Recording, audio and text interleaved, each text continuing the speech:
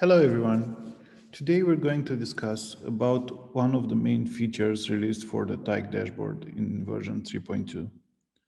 As you may know, Tyke dashboard offers lots of functionalities in regards of API management, and in general it is highly configurable and it fits the needs of a large palette of customers from different domains. But sometimes there are scenarios where even more granularity is needed so that different types of users that access the dashboard get a different experience based on their needs.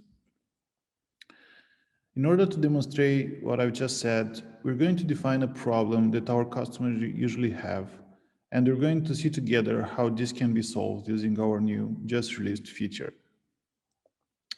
Let's take, for instance, the following scenario. I have my own company that uses Tyke services, and I want to configure my dashboard so that different teams can work simultaneously and not interfere with each other's teamwork. For that, I'm going to say I have two different teams handling the API management. One is called API developers, the one that creates and configures the APIs, and the other one is called API QA, the one that creates APIs in order to test their configuration. So, first question arises, how can we differentiate users from these two teams?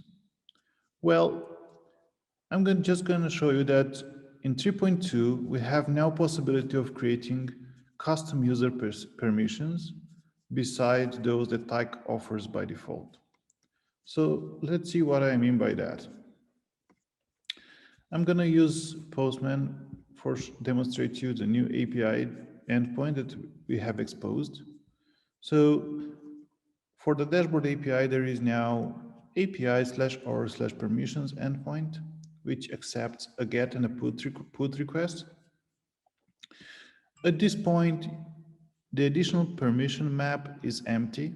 So let's try and add several different permissions. For that, I'm going to do a put request, and in the raw data, I'm going to fill it in with this information. So basically, I'm creating three more user permissions, custom user permissions, which have on the left side of the map, the key is the identifier for the user permission, and then on the right, the value is a nice name for that, describing that user permission. So I'm going to send it. I'm going to receive a message that additional permissions updated in the org level. And if I do another GET request, I can see that this additional permission has been stored. But how exactly are these new permissions reflected on our dashboard? So if I'm going to the user screen now and trying to add a new user, I can see a list of permissions in here, which are, most of them are the ones that are predefined by default in Tyke. But if we reload the page now, because we just added new permissions, we can see that at the bottom, those newly added permissions have been populated in this table.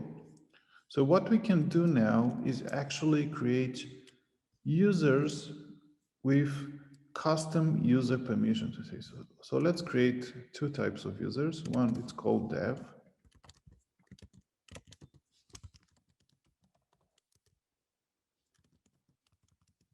Okay. We're gonna give write access to everything. So I want this developer to be able to access anything.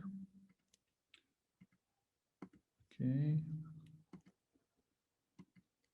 But the permission I'm mostly interested on is having write permissions on the API developer level. So I'm going to save this user, and I'm going to create a similar one for the QA team. So let's call it QA.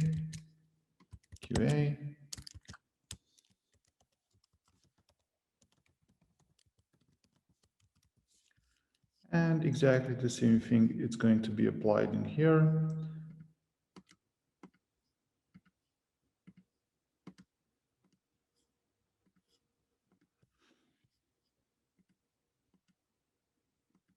Okay, but this time I'm gonna be careful and give API QA permission set on right. Cool. So I have these two new users with their custom permissions. One has an API developer permission and one is an API QA permission. But what does this mean? How can I use them further? So how does this even help me? So the main feature to say so released on 3.2 is that now you can use Open Policy Agent framework in front of our dashboard API to set custom permissions on how users can access your API. So for instance, on this layer of Open Policy Agent, we can define some custom rules written in a declarative language called Rego. And if you want to find more about this specific language, you can go on the openpolicyagent.org on the docs, and you can see how you can use this language. So on our main dashboard, if you hit Command-Shift-D, now let me log in as an admin this time. This feature is exposed only just for admins because you really need to understand what you're doing when configuring these OPA rules. So if you hit Command-Shift-D or Control-Shift-D on Windows, you'll be able to open up a file containing some scripts written in Rego language. And this, in fact, is this small layer of Open Policy Agent that defines some rules on how dashboard API can be accessed. So every request we're doing now that happens to the dashboard API will run first through these rules defined in OPA. So let's take it step by step, right? For instance, we have a rule here that says, do not allow creation of keyless APIs.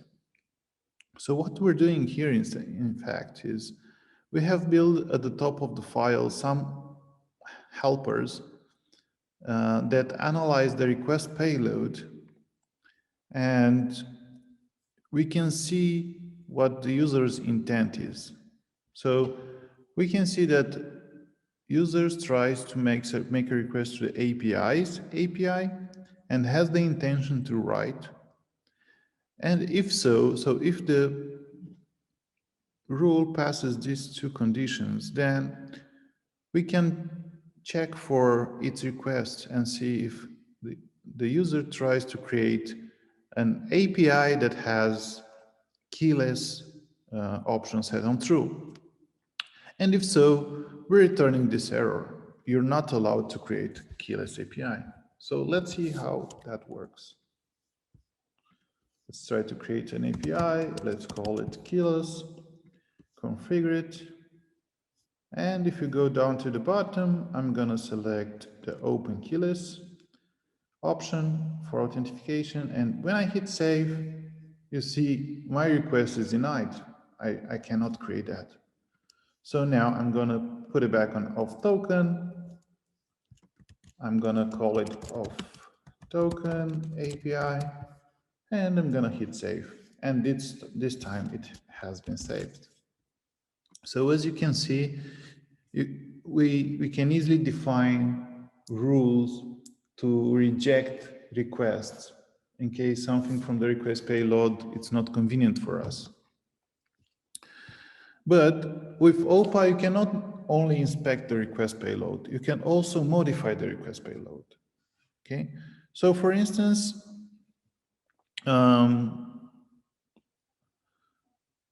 with this rule in here, we're saying that if we want to write on the API's endpoint, what we can do is set by default the tags value of the endpoint of this API to be on have the edge value.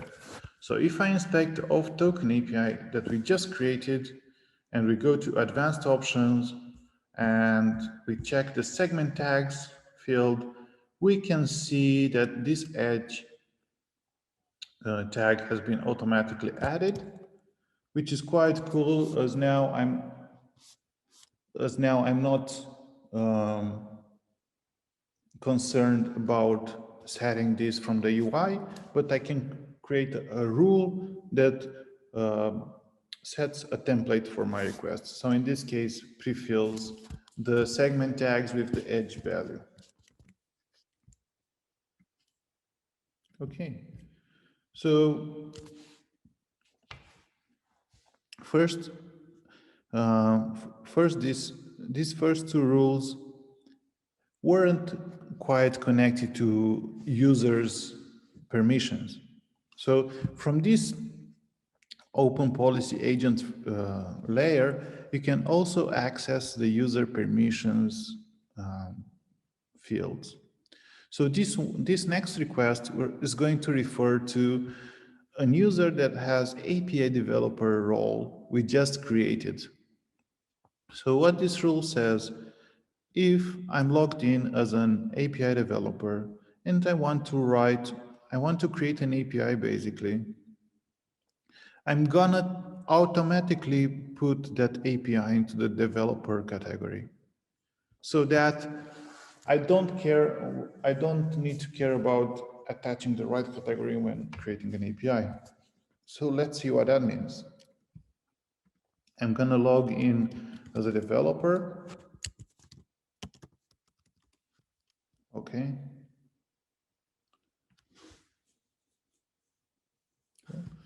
So now when I try to create a new API, dev team API, configure, you see I don't put any category in here, and when I hit save, this API has been automatically put in the dev category. So when I go on edit mode, I can see that it has the right category as well as the edge segment tags added. Let's go back into the admin mode. As I said, you cannot access the OPA rules in non-admin user permissions. And let's analyze the next rule we've written. So we've added the APIs in the dev category, but more important is that I don't want anyone that is in a different category to be able to update my own APIs. So if my team of API developers created some APIs, I don't want the guys from the QA team to come and mistakenly change some configurations in my APIs. So this is what checks. If I'm a QA developer and I want to do an action on the APIs, if this API basically is in the dev category, I should say you are not allowed to modify APIs outside the QA group. So you see, everything is declarative. It's easy to write in Rego, and you can define your own custom rules like this. So let's try it out. If I'm gonna log in as test.com,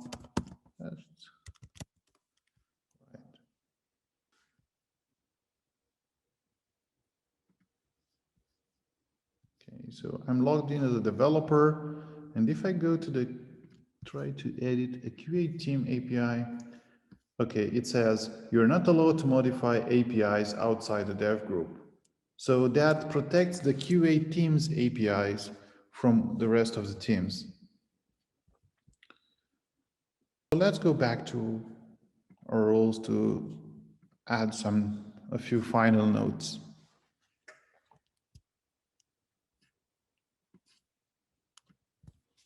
So as I've just demonstrated, you're now able to write rules for access to your dashboard API, to create custom user permission and define custom rules for those custom permissions. You are able to modify the request payload as you want to and as you think it's needed. And all of this just by defining simple rules written in Rego in this new open policy agent layer that sits in front of our dashboard API. This is just a first step closer to customizing dashboard needs to for our partners or customers. So stay in touch. We'll be showing plenty more in the future.